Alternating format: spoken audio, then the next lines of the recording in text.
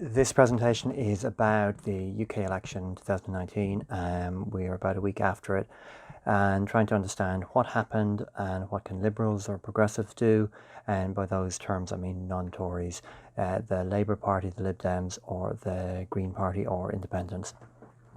So I have voted Labour and I have campaigned with the Liberal Democrats. So essentially I'm trying to understand what's going on with the Tory government and message.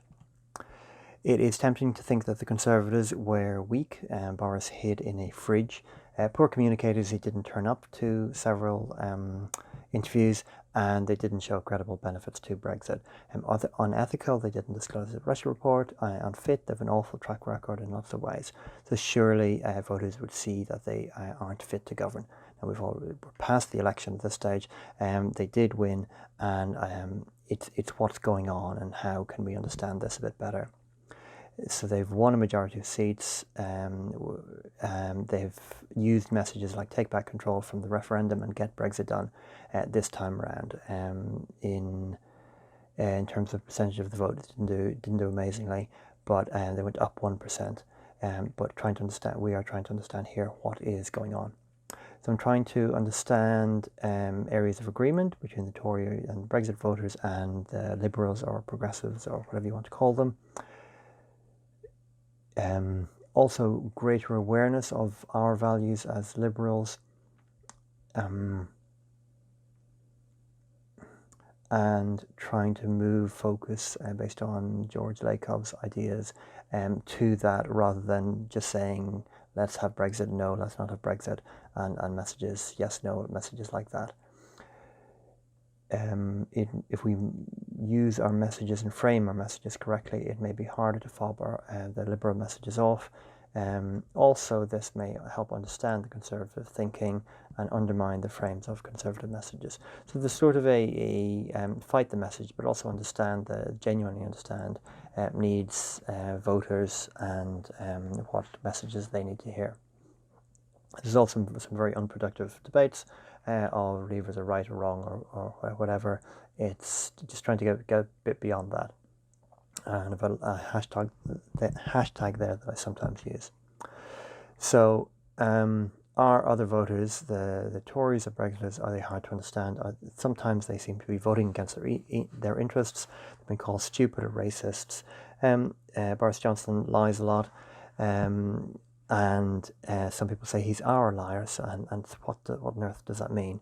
So lies and facts, what's going on there? Right, so this presentation is about George Lakoff and trying to understand this professor from California and how he helps Democrats to have their messages do better and both understand it, apply it to Brexit, and also as an extra thing, try to understand how it might apply, how it might work, and will it work for Liberals in the UK. So George Lakoff is an advisor to Hillary Clinton, and despite not being president, she did get more votes than anybody else in US elections apart from Obama. And George Lakoff does a lot of linguistics and political analysis. He's a professor. I'm going to call him a professor of linguistics, but it's probably not exactly the right title. Lakoff talks about language, and there's a physical element of language. A lot of it is metaphorical. 98% is unconscious. I'd like a little bit more clarity on what he means by that. The emotions do affect reasoning, and language very important. It matters in a lot of cases, and it matters for political decisions and voting.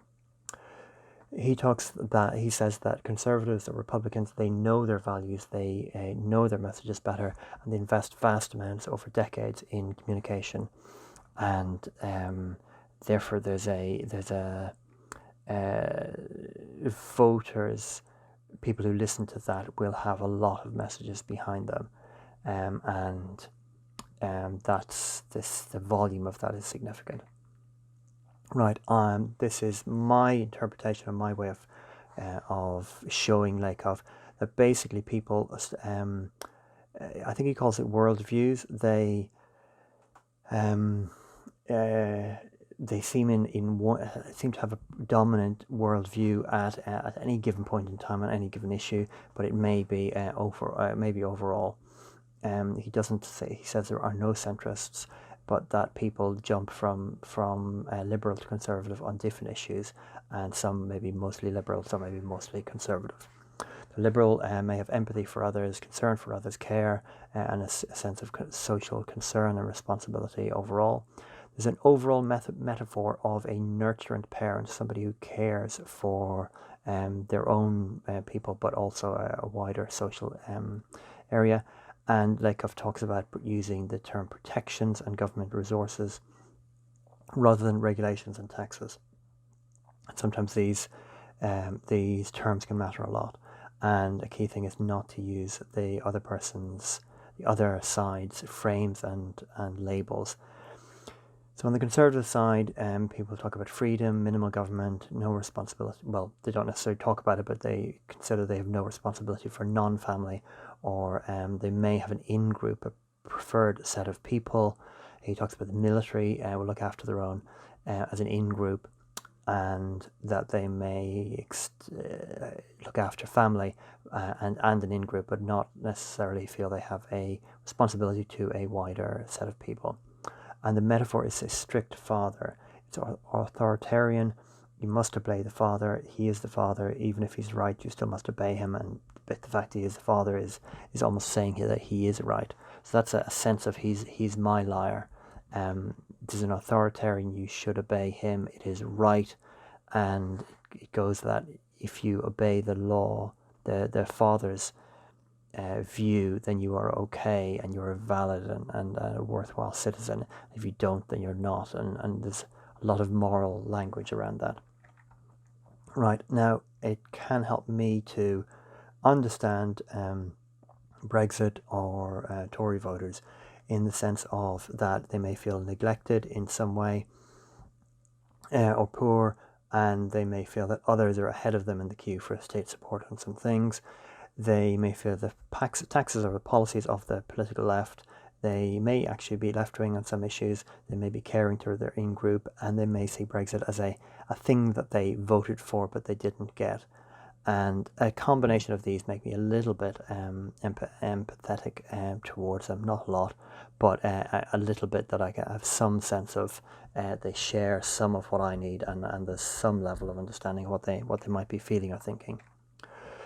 Lakoff talks about empathy, and I think he really, on my interpretation, is that he's talking about understanding people's feelings, but also being able to justify in some way that their position on an issue, and I'm interested in engaging their views and exchanging ideas with them as part of persuading them, essentially. Right, this video is not really about creating party policies or party alliances. We had Remain Alliance and Vote Tactically in the UK election. It's not really about the production and design of images or the volume of messages. These are, I think, somewhat important or are important, but really it's more about the message structure, having patience, having empathy, a bit around that, of being able to produce messages that have a chance of going in. And really, we want to be able to have messages go straight to the liberal worldview on the left-hand side of those boxes, where we talk about empathy and social concern. And Lakoff talks about activating a worldview that, if you use the language of the conservative side, the strict father side, that's the mindset that they will be using, and other information won't make sense and may get ridiculed. It may not be filtered reasonably or correctly, because essentially my interpretation is, within a conversation or a time, they will focus on that's what they'll end up seeing. Whereas if you start on the left, on the liberal side, then framing things like that, then they adopt. It activates that worldview, and essentially, if you've got one at a time, you don't want to operate from the other person's frames. So this is my suggested message structure, based a bit on Lakoff's work. He did give some examples, but some of this is my interpretation, so therefore essentially could be wrong from his point of view. But I'm trying to use this to make sense of his messages and how they might work. I've used tweets as a sort of useful short way of looking at messages. Right, starting off with a message of hope. We can do this. The Obama "Yes We Can" is a message of hope. Then it's talking about what and for whom governments should be for. Should be helping its citizens, should be improving our lives, those sorts of things. Tools and methods of a valid government. It should be transparent and honest. It's a sort of ethics side, and then should be using policies and resources to improve our lives. Then gets into big issues such as healthcare or defence, and then get into specific issues like staffing in the National Health Service or something like that. If we have time and space, we can say truthful things, then talk about the opponent, and come back to truthful things. Haven't fully read about this, but I think he calls it a truth sandwich. But you can mention the other parties. Try not to use much of their jargon or any if you can help it. But by surrounding it in the liberal values and frames, it makes less impact. It contrasts and just so much more of the message and the conversation is referred to with liberal values. And for me, there's an overall context of if everybody promotes liberal values and has this frame, it'll be a wider range of people that have this, a wider context. It will go through people's brains more, the liberal set of values. Whereas if we're always going no to their conservative values, it's their frame, it's their words all the time. And Lakoff used the idea of don't think of an elephant, where if you use their terms and say don't think of that, then it's still in the frame, it's still in the conversation, it's still top of mind, and basically you end up thinking about that. So here, the example in the middle, good government should do something for citizens, do good things for citizens. Some general talk about healthcare, and then in the Brexit context, it's remaining in the EU to help National Health Service staffing. Right, so this is another example. This is roughly a tweet that was sent. I've said, what's the purpose of government? And then talking about uniting people, protection, talking about the independence referendum is about Scotland. And here I'm talking about some values, and then talking about some of the things that the Tories are doing to be not being transparent, lying at various points, and trying to contrast those. And it goes to finish with Remain in the EU, which is probably weaker than I should finish with. Another one, somebody promoted something from Marc Francois. He talks about the war in Europe, and I'm coming back stronger, that we have more ambition than that. What valid governments do, that demeaning him by saying little boys play at war, and then saying 53%, which is the percentage of votes that went for Remain parties or People's Vote parties, second referendum. So it's trying to put more liberal values in all of this. And another way, let's do better, talking about ethical responsibility, good liberal values, and then a little bit more directly on policies.